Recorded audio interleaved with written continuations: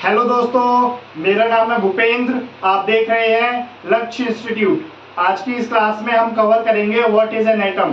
Atom क्या होता है, और हम जानेंगे जब यही एटम्स खुद के साथ या डिफरेंट एटम्स के साथ कंबाइन करते हैं तो ये एलिमेंट और कंपाउंड का फॉर्मेशन करते हैं। तो जो एलिमेंट है और जो कंपाउंड है हमारा, उनको किस सिंबल से रिप्रेजेंट किया जाता है, कौन से चिन्हों से दर्शाया जाता है, उसके बारे में भी पढ़ेंगे। और इस क्लास में हम एटॉमिक मास के बारे में भी पढ़ेंगे। चलिए स्टार्ट करते हैं आज की इस क्लास का पहला सवाल, व्हाट इज एन एटम।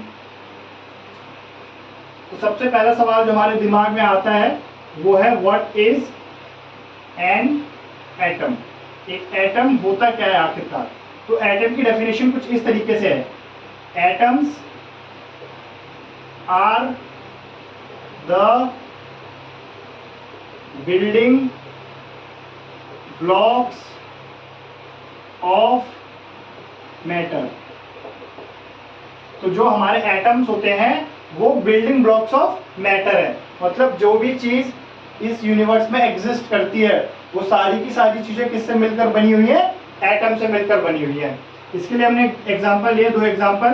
पहला हमने लिया, हमने एक ईंट ली। अब उसी ईंट से हमने क्या बनाया, एक रूम बनाया। फिर उसी रूम से हमने एक फ्लोर बनाया, बहुत दो तीन रूम्स को लेकर फ्लोर, और पूरे फ्लोर से जब दो तीन फ्लोर वाली बिल्डिंग बना दी हमने तो हमारी बिल्डिंग बन गई। तो यहाँ पर पूछा जाएगा हमसे कि इस बिल्डिंग के बिल्डिंग ब्लॉक्स क्या थे, मतलब ये जो बिल्डिंग है वो किन चीजों से मिलकर बनी है। तो ये जो बिल्डिंग है वो किस चीज से मिलकर बनी है, ब्रिक से मिलकर बनी हुई है। तो ब्रिक क्या हो गया हमारा, एटम हो गया, या फिर ये बिल्डिंग ब्लॉक्स हो गया, एटम और बिल्डिंग ब्लॉक। इसी तरीके से एक और एग्जांपल, इसमें एग्जांपल है एंट हिल का, चींटियों का किला। तो जो चींटियों का जो किला होता है वो किन चीज से मिलकर बना होता है, वो छोटे छोटे सैंड पार्टिकल से मिलकर बना होता है। तो यहाँ पर जो हमारे सैंड पार्टिकल्स होते हैं, सैंड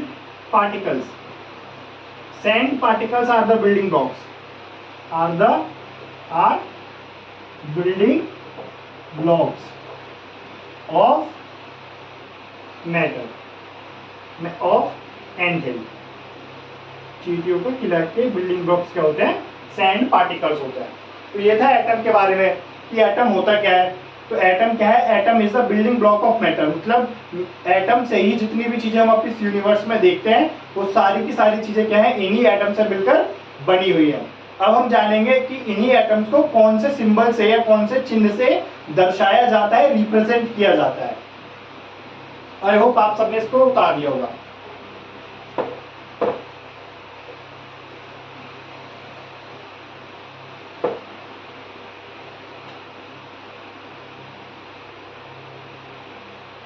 सिंबल्स फॉर एटम्स और एलिमेंट। एटम बोलो या एलिमेंट बोलो, बात एक ही है। तो सिंबल्स फॉर एटम और एलिमेंट। तो सबसे पहले जो हमारे थे जॉन डाल्टन, जिसके बारे में हमने पढ़ा था लास्ट क्लास में, जॉन डाल्टन ने एक थ्योरी दी थी। कौन सी थ्योरी थी, ये थी एटॉमिक थ्योरी। तो इन्होंने अपनी एटॉमिक थ्योरी दी और यही हमारे सबसे पहले साइंटिस्ट थे जॉन डाल्टन, जिन्होंने क्या किया, used symbols to represent a particular atom, used symbols to represent a particular atom and its quantity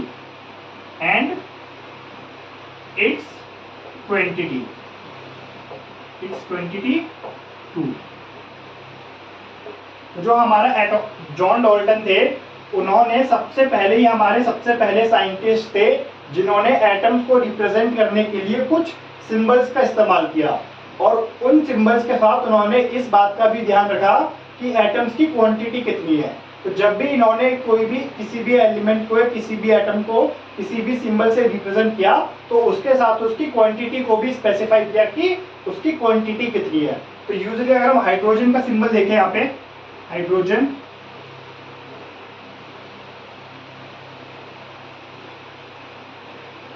तो हाइड्रोजन का सिंबल होता है ये डॉट, सर्कल और बीच में एक डॉट। तो इनका मतलब था ये हाइड्रोजन का एक एटम है। तो ये हाइड्रोजन का सिंबल हो गया, एक तो ये हाइड्रोजन का सिंबल है और ये सिंबल ही रिप्रेजेंट कर रहा है कि कितने हाइड्रोजन के एटम है, एक हाइड्रोजन के एटम है। तो ये जॉन डाल्टन पहले साइंटिस्ट थे जिन्होंने एटम्स को उनके सिंबल से रिप्रेजेंट किया, दर्शाया। इन्हीं के बाद आते हैं हमारे एक और साइंटिस्ट जिसका नाम था बर्जीलियस। बर्जीलियस, तो जो बर्जीलियस थे उनका ये मानना था कि जो हम एटम्स को नाम दे रहे हैं वो नाम बेस्ड होना चाहिए उसी एटम के फर्स्ट एंड सेकंड लेटर के, फर्स्ट 2 लेटर्स।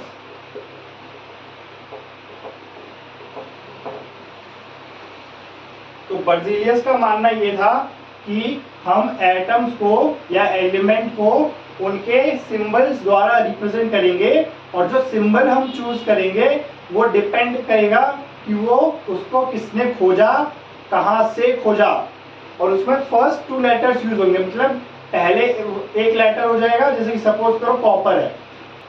तो जो बर्जीलियस थे, बर्जीलियस ने क्या किया, यूज किया कि हम एटम्स को उसके ढूंढने वाले व्यक्ति या जहां पर वो ढूंढा गया है उस वर्ड के फर्स्ट 2 लेटर्स को रिप्रेजेंट करेंगे उसके सिंबल्स के थ्रू। जैसे कि अगर बात करें कॉपर की, हम यहाँ पे कॉपर, तो जो कॉपर है ये कॉपर वर्ड आया है काइप्रस से, काइप्रस। जो काइप्रस है इसमें कॉपर कहां से आया, कॉपर का सिंबल C, जैसे कॉपर का सिंबल होता है। तो कॉपर नाम कहां से आया, नाम आया काइप्रस से। काइप्रस एक जगह का नाम है जहां पर कॉपर की डिस्कवरी हुई थी, तो इसीलिए इसका नाम क्या पड़ गया, कॉपर पड़ गया। तो ये तो था जॉन डाल्टन और बर्जीलियस कैसे किसी एटम या एलिमेंट को उसके ढूंढने वाले व्यक्ति या जहां पर वो ढूंढा गया है वो उसके नाम से उसी एटम को रिप्रेजेंट कर रहे हैं। अब हम पढ़ेंगे एक ऐसा सिस्टम जो कि इंटरनेशनली वैलिड होगा, मतलब हर देश उसको फॉलो करेगा। एक ऑर्गेनाइजेशन बनाई उन्होंने जिसका नाम था आयुपेक। क्या था, आयुपेक। पढ़ते हैं, आयुपेक। इसका नाम था international units of international union of pure and applied chemistry, international union, sorry, union of pure and applied chemistry। तो ये है आयुपेक का full form, international union of pure and applied chemistry. तो ये ऑर्गेनाइजेशन उन्होंने बनाई और इस ऑर्गेनाइजेशन का काम था कि कोई भी एलिमेंट अगर डिस्कवर होता है तो उसका जो नेम है वो कुछ इस तरीके से दिया जाएगा, नेम ऑफ एटम और element should contain 2 letters, 2 letters होने चाहिए। First letter must be capital होना चाहिए, and the other be small letter। तो ये था। तो आयुपेक का काम क्या था, आयुपेक का काम था नेम ऑफ एटम और एलिमेंट शुड कंटेन 2 लेटर्स। किसी भी एलिमेंट या एटम के नेम में 2 लेटर जुड़े होंगे तो लेंगे हम, जिसमें से जो फर्स्ट लेटर होगा वो कैपिटल होना चाहिए और जो सेकंड लेटर होगा वो स्मॉल में होगा। जैसे कि हमने पढ़ा यहाँ पे एग्जांपल, यहाँ पे हम ले लेते हैं एल्यूमिनियम का, एल्यूमिनियम यहाँ पे ले लेते हैं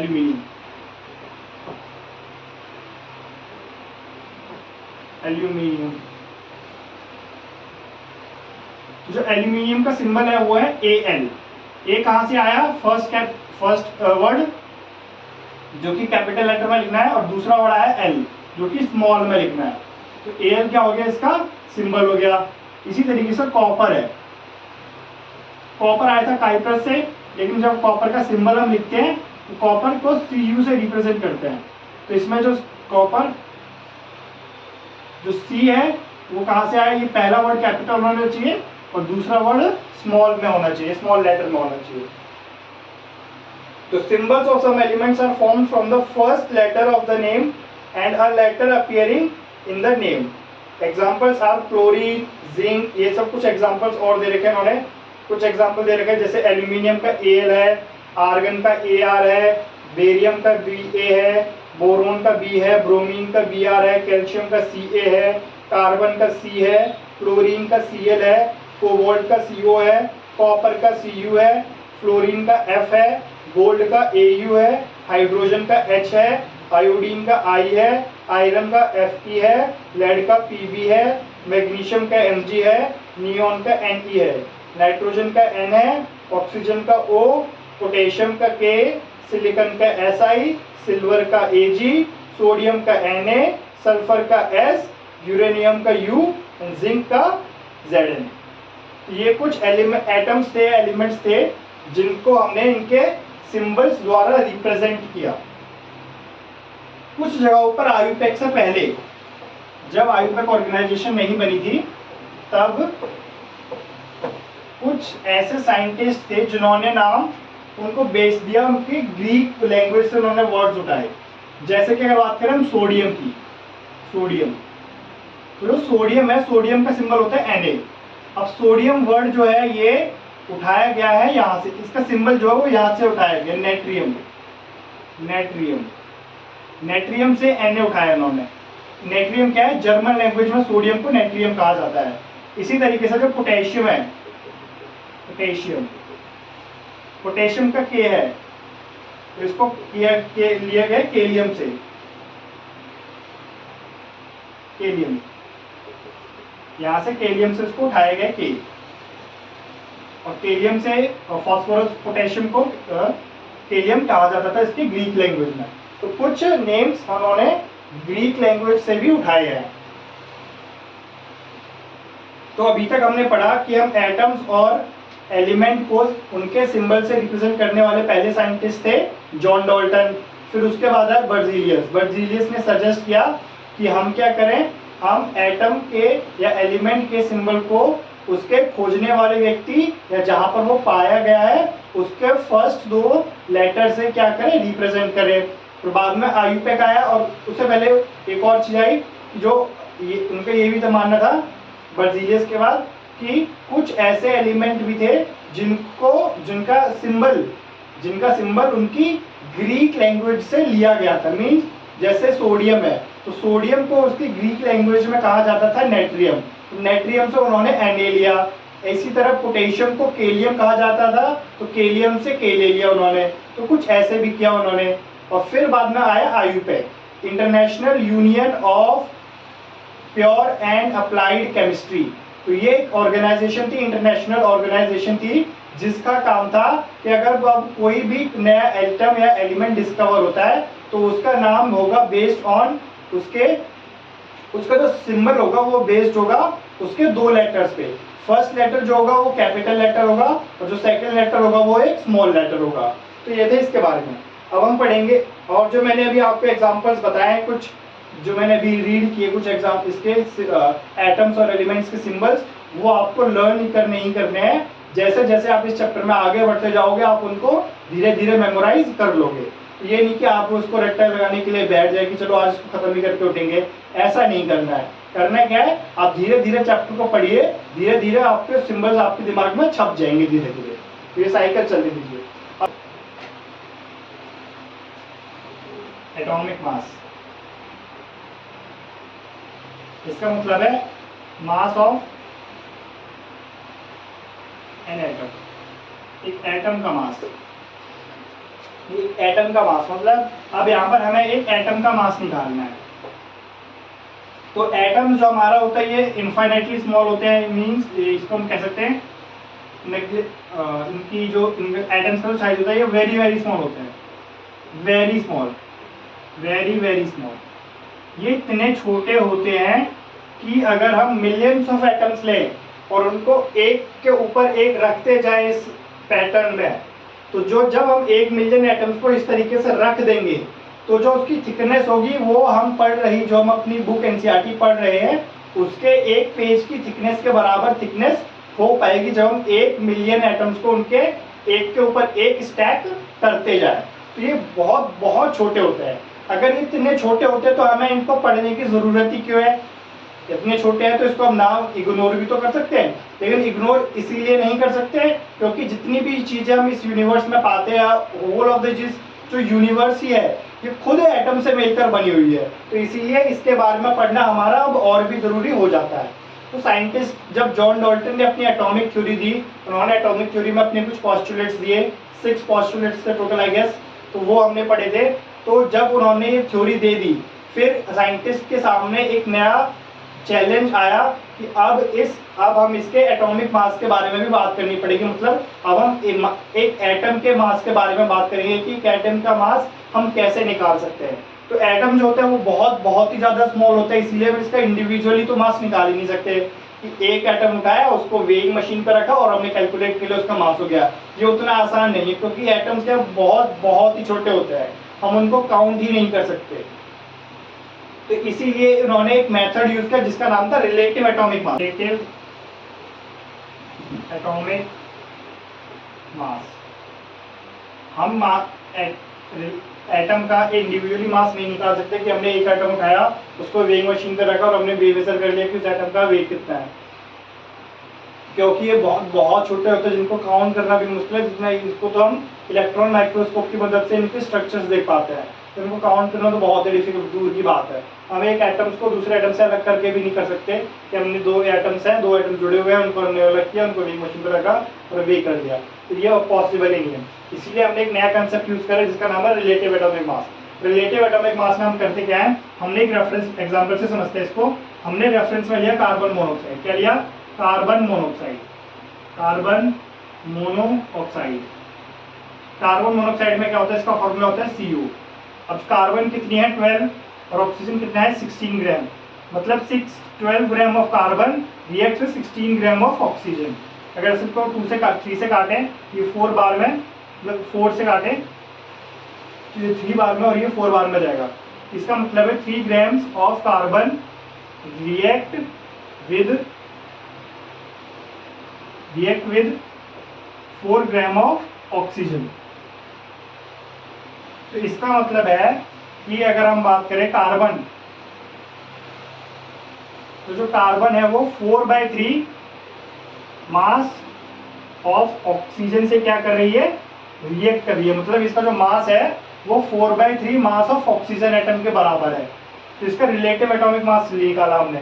तो एक तरीका ये है कि हमने कार्बन मोनोऑक्साइड को एज अ रेफरेंस लिया और उसको हमने देखा कि 3 gram of carbon 4 gram of oxygen के साथ रिएक्ट कर रहा है। इसका मतलब है कार्बन जो है वो 4/3 मास ऑफ ऑक्सीजन से रिएक्ट करता है। सपोज अगर मास ऑफ ऑक्सीजन कितना होता है 3 होता है, तो मतलब कार्बन कितनी लगेगी 4 ग्राम लगेगी।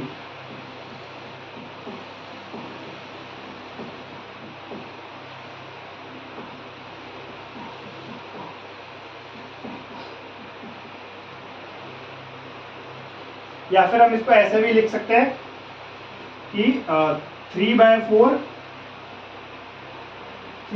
ऑफ कार्बन, तो जो ऑक्सीजन है, ऑक्सीजन का मास क्या होगा 3/4 हो कार्बन के मास के बराबर। अगर हम कार्बन ले ले 4 ग्राम सब, तो ऑक्सीजन कितने ग्राम लेना पड़ेगा हमें 3 ग्राम लेना पड़ेगा। तो अगर हम लेते हैं कि एक ऑक्सीजन क्या होता है 3/4 ऑफ कार्बन एटम के मास के बराबर होता है, मतलब ऑक्सीजन के एक एटम का मास कार्बन के एटम के मास के 3/4 के बराबर होगा। इस पे ये बात ध्यान में रखनी है। क्या बात याद रखनी है, एक मेन चीज जो इसमें आप ध्यान रखोगे, इसका मतलब है 1 ऑक्सीजन एटम या फिर एटॉमिक मास इक्वल होता है 3/4 मास ऑफ कार्बन। कार्बन के एटम के मास का 3/4 अगर हम लें तो हमें क्या मिलेगा, एक ऑक्सीजन के एटम का मास मिलेगा। तो ये सबसे पहला रेफरेंस लिया गया था। बट इस रेफरेंस में सिर्फ क्या हो रहा था, इस रेफरेंस को हमने इसीलिए चुना था क्योंकि जो ऑक्सीजन है वो बहुत सारे एलिमेंट्स के साथ कंबाइन करता है और इसकी बहुत सारी रिएक्शन हमें देखने को मिलती है, बहुत सारे कंपाउंड्स देखने को मिलते हैं। तो एक तो ये था पहले इसका बेनिफिट ये था। और दूसरा बेनिफिट ये था कि जब हम इससे रिलेटिव एटॉमिक मास निकाल रहे थे, इस चीज़ को रेफरेंस लेके, इस चीज़ को स्टैंडर्ड लेके, तो हमारे थोड़े बहुत जो एटॉमिक मास होते हैं, एटॉमिक मास जो थे एटम्स और एलिमेंट्स के, डिफरेंट एटम्स और एलिमेंट्स के, उनके होल नंबर में मासेस आ रहे थे, लेकिन सबके नहीं आ रहे थे, बहुत कम के आ रहे थे। इसीलिए हमने इसको स्टैंडर्ड ना मान के एक और स्टैंडर्ड लिया। इस स्टैंडर्ड में हमने क्या किया, हमने स्टैंडर्ड लिया कार्बन का isotope, carbon 12 atom. Carbon 12 atom का 1/12, 1/12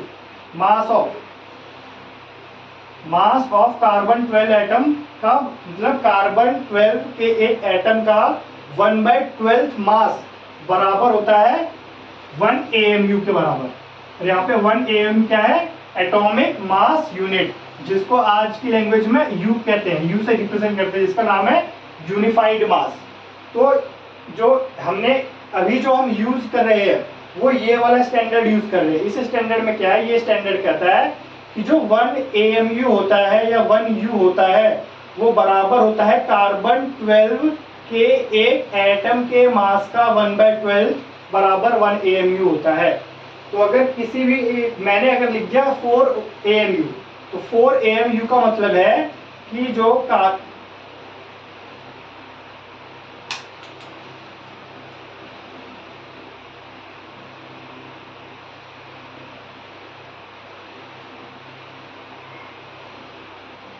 तो 1 AMU या 1 U बराबर होता है मास ऑफ कार्बन 12 एटम का 1/12 हम लेते हैं तो 1 AMU के बराबर आता है। और जब हमने इसको स्टैंडर्ड माना तो हमारे जितने भी एटॉमिक मास निकल के आ रहे थे एटम्स के, डिफरेंट एलिमेंट्स के और एटम्स के, वो सिंपल होल नंबर आ रहे थे। इसीलिए हमको उसमें कोई भी दिक्कत अब हो नहीं रही थी। यहाँ पे हम इसको एक और एग्जाम्पल से समझते हैं। तो पहले स्टैंडर्ड लिया था उन्होंने कार्बन मोनोऑक्साइड का, तो दूसरा स्टैंडर्ड लिया उन्होंने जो कि यूज कर रहे हैं आजकल हम, वो है कार्बन 12 आइसोटोप का। अब हम बात करते हैं एक एग्जांपल की, इसमें एनसीईआरटी में एक एग्जांपल लिया है मेलन वाला। यहाँ पे एक मेलन है और एक मेलन सेलर है, मतलब इसको बेचने वाला एक व्यक्ति है, ये मेलन इसका, ठीक है। तो ये कहता है कि मेरा जो एक मेलन है वो 12 AMU के बराबर है। AMU कह दो या FMU कह दो, फ्रूट मास यूनिट, FMU।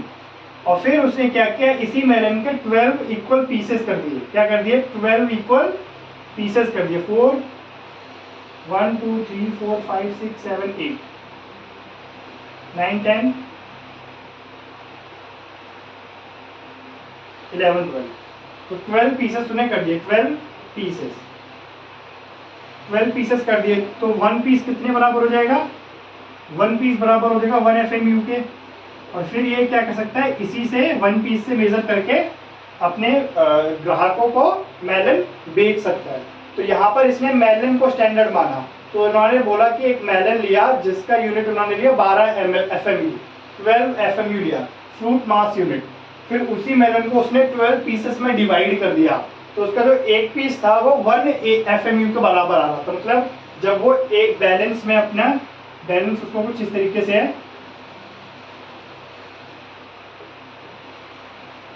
तो यहाँ पर वो जब 1 पीस रखेगा मेलन का और यहाँ पर वो रखेगा वेट अपना, जो चीज़ वो बेच रहा है इस मेलन के स्टैंडर्ड मान के, सपोज मैंगो बेच रहा है, मैंगो कुछ बना देते हैं ऐसे, ये यहाँ पे मैंगो बेच रहा है,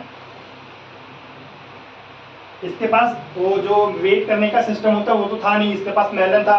उसने मेलन को ही क्या बता दिया, एक मेलन को मान लिया 12 FMU, उसके एक पीस 12 पीसेस कर दिए, तो 1 पीस का मतलब हो गया 1 FMU, और 1 FMU की मदद से फिर ये क्या कर रहा है, इनको मैंगोज को बेच रहा है।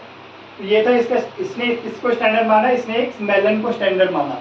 हम अभी किस चीज़ को स्टैंडर्ड मान के चल रहे हैं, हम अभी कार्बन 12 एटम, कार्बन का आइसोटोप होता है कार्बन 12, उस कार्बन 12 के एक एटम के मास का 1/12 मास अगर हम लेते हैं तो 1 AMU या 1 यूनिफाइड मास के बराबर होता है। तो ये था रिलेटिव एटॉमिक मास के बारे में। और रिलेटिव एटॉमिक मास तो यूज ही कर रहे हैं, उसके साथ एक और चीज यूज कर रहे हैं हम जिसका नाम है average atomic mass. Average atomic mass, इसके बारे में आप हायर क्लासेस में पढ़ोगे, बस मैं बता दे रहा हूँ आपको सिर्फ यहाँ पे इंट्रोडक्शन की वर्ड, जिससे आपको ये ना लगे कि अभी आप पढ़ाई नहीं है। एवरेज एटॉमिक मास में क्या होता है, हम इसके आइसोटोप्स लेते हैं। क्या लेते हैं? आइसोटोप्स। जिस भी आइसोटोप्स में इसके जितने भी आइसोटोप्स होते हैं वो लेते हैं, और उनका क्या कर देते हैं हम, परसेंटेज निकालते हैं कि वो 100% हमारे पास है, तो उसका 35% एक आइसोटोप एग्जिस्ट करता है और 65% दूसरा आइसोटोप एग्जिस्ट करता है। आइसोटोप 1 और ये आइसोटोप 2। तो इनका एवरेज एटॉमिक मास कुछ इस तरीके से निकल के आ सकता है। तो एवरेज एटॉमिक मास हमने क्लोरीन का निकाला था, क्लोरीन का आता है 35.5। ये इसका एटॉमिक मास यूनिट है, AMU। AMU या फिर और हम U भी यूज कर सकते हैं। तो ये था एवरेज एटॉमिक मास के बारे में। अब नेक्स्ट क्लास में हम बात करेंगे what is a molecule, molecule के बारे में पढ़ेंगे। तब तक के लिए देखते रहें लक्ष्य इंस्टीट्यूट।